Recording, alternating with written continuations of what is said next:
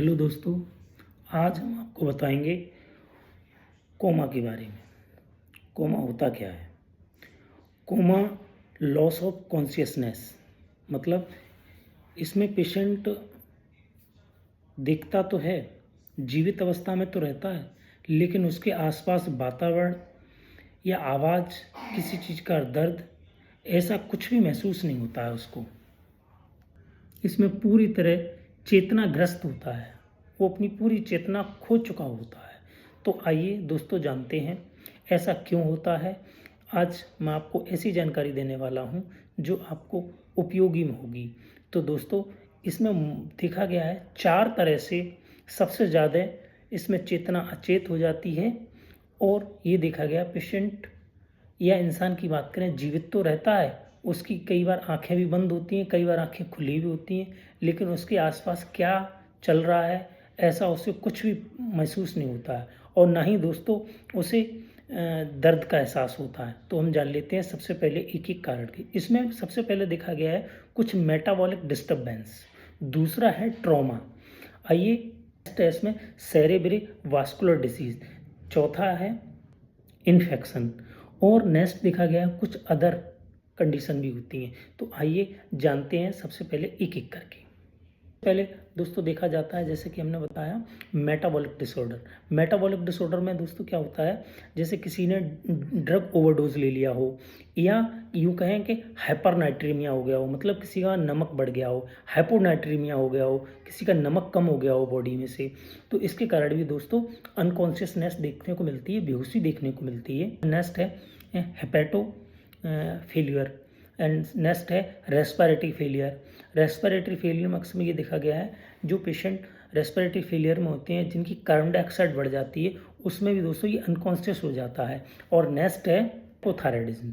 और अब बात करें ट्रॉमा के बारे में, जैसे कि हम जानते हैं किसी पेशेंट का एक्सीडेंट हुआ हो, एक्सीडेंट के कारण किसी को हेड इंजरी हुई हो, इसके कारण सेरेब्रल कंट्यूजन हुआ हो, या सबड्यूरल हेमाटोमा हुआ हो, या एक्सटर्नल हेमाटोमा हुआ हो, मतलब या तो किसी की अंदरूनी चोट लगी, और एक्सटर्नल की बात करें, किसी को सिर पे चोट लगने से उसकी अंदर से बाहर ब्लीडिंग हो रही है, और एक्सटर्नल की बात करें जिसमें कि बाहर खून बह रहा है और उसको सीवियर हेड इंजरी हुई है।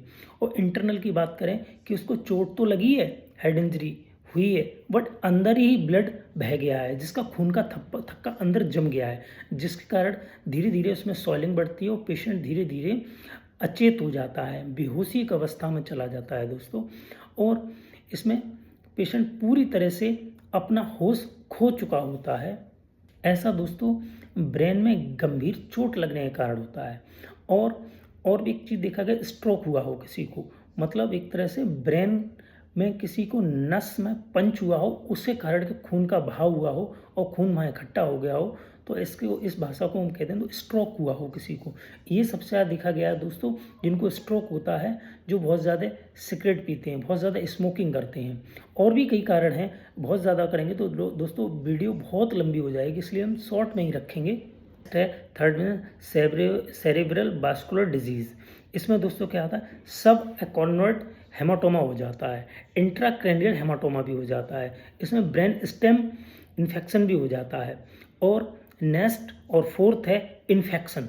जैसे देखा गया है किसी को बहुत लंबे समय तक बुखार आ रहा है, या किसी इन्फेक्शन की या बैक्टीरियल के कारण, जिसमें मेनिंजाइटिस कहते हैं दोस्तों। मेनिंजाइटिस में मेनिंजिस लेयर का इन्फ्लामेशन हो जाता है, मतलब सूजन आ जाती है। हमारे ब्रेन में एक मेनिंजिस लेयर होती है जो हमारे, जिसमें ब्रेन कवर्ड रहता है, इसमें सूजन आ जाती है दोस्तों, तो इसको हम बोलते हैं मेनिंजाइटिस। इंसेफेलाइटिस, सेरेब्रल एब्सिस है। इन्फेक्शन के ये कारण बता रहे हैं। दूसरा है जनरल सेप्सिस, किसी पेशेंट को बहुत ज़्यादा सेप्टिसीमिया हुआ हो, उसके कारण भी दोस्त पेशेंट बेहोश हो सकता है। हमने बात किया था अदर्स में जैसे दोस्तों किसी को एपिलेप्सी, दौड़े आए हों, उस अवस्था में भी ये पेशेंट अनकॉन्शियस बेहोशी अवस्था में रह सकता है। ब्रेन में ट्यूमर हो, अगर किसी के ब्रेन में कोई ट्यूमर है, या कैंसर है, या टीबी है, इसके कारण भी दोस्तों ये पेशेंट बेहोश हो सकता है। ये तो बात दोस्तों हमने की इनके कारणों के पीछे। अब आइए जानते हैं पहचाने कैसे। तो एक एक करके समझ लेते हैं। कोमा के दौरान मस्तिष्क की गतिविधियां बहुत ही कम हो जाती हैं और ब्रेन की सेल्स को क्षतिग्रस्त कर देती हैं, जिससे दोस्तों पेशेंट बेहोश हो जाता है। कई बार पेशेंट की आंखें खुली रहती हैं और बॉडी पूरी तरह से काम करना बंद कर देती है। कई बार ये देखा गया है पेशेंट अपना रेस्पिरेशन होल्ड करता है। तो इसमें दोस्तों हम जीसीएस के अकॉर्डिंग ऑब्जर्व करते हैं उस पेशेंट का कितना जीसीएस है। इस कंडीशन में जीसीएस बहुत महत्वपूर्ण होता है, जिसका जीसीएस का लेवल वैल्यू होती है 3 से 15। वो हम किसी और वीडियो में समझेंगे जीसीएस के बारे में, लेकिन अभी यहाँ फिलहाल ये इतना ही समझ लेते हैं। और दूसरा है दोस्तों, इस समय जब पेशेंट रेस्पिरेशन होल्ड करता है तो कई बार वेंटिलेटर की सपोर्ट भी ज़रूरी पड़ जाती है। वेंटिलेटर की सपोर्ट से पेशेंट फिर सर्वाइव करता है। अगर पेशेंट को वेंटिलेटर सपोर्ट नहीं देते हैं तो पेशेंट की मृत्यु भी हो सकती है।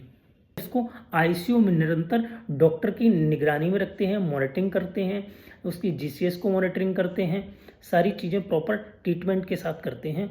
और सबसे पहले वेंटिलेटर के सपोर्ट पे रख करके आईसीयू में प्रॉपर ऑब्जर्वेशन में रखते हैं। उसके सारे वाइटल पे ध्यान रखा जाता है, उसकी प्यूपिल देखी जाती हैं। जैसे कि दोस्तों हम जानते हैं हमारी आँख का इसमें बहुत बड़ा रोल होता है। आँख की पुतली को देखते हैं, हम बार बार ऑब्जर्व करते हैं। इसके लिए भी एक नेक्स्ट वीडियो बनाएंगे जो आँख की पुतली में पूरी तरह से डिटेल में बताएंगे।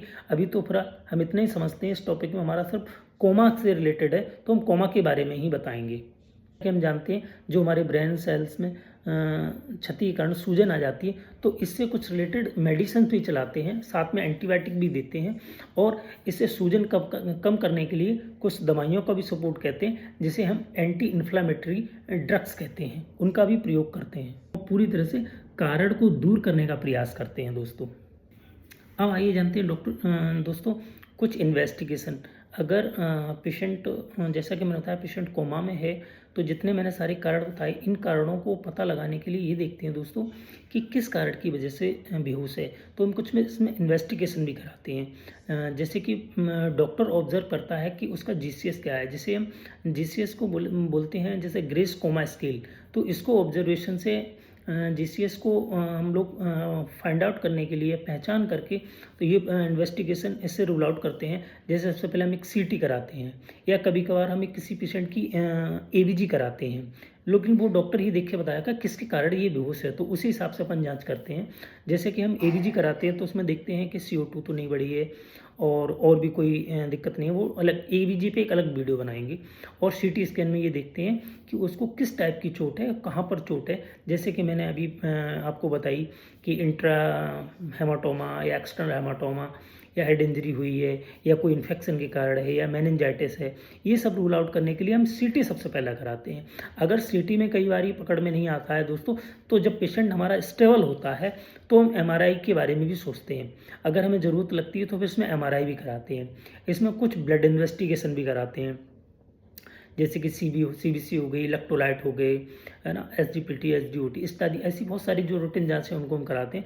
दोस्तों इनसे भी सब कुछ नहीं मिलता है, CT से भी कुछ नहीं मिलता है, तो हम एक जांच कराते हैं जिसे हम CSF कहते हैं। CSF दोस्तों एक रीढ़ की हड्डी का पानी निकाला जाता है, उससे एग्जामिनेशन करते हैं, उसमें पता लगाते हैं कि कई बार इसमें कोई दिक्कत तो नहीं है जिसके कारण ब्रेन का प्रेशर बढ़ा हो, उसके कारण पेशेंट अनकॉन्शियस हो।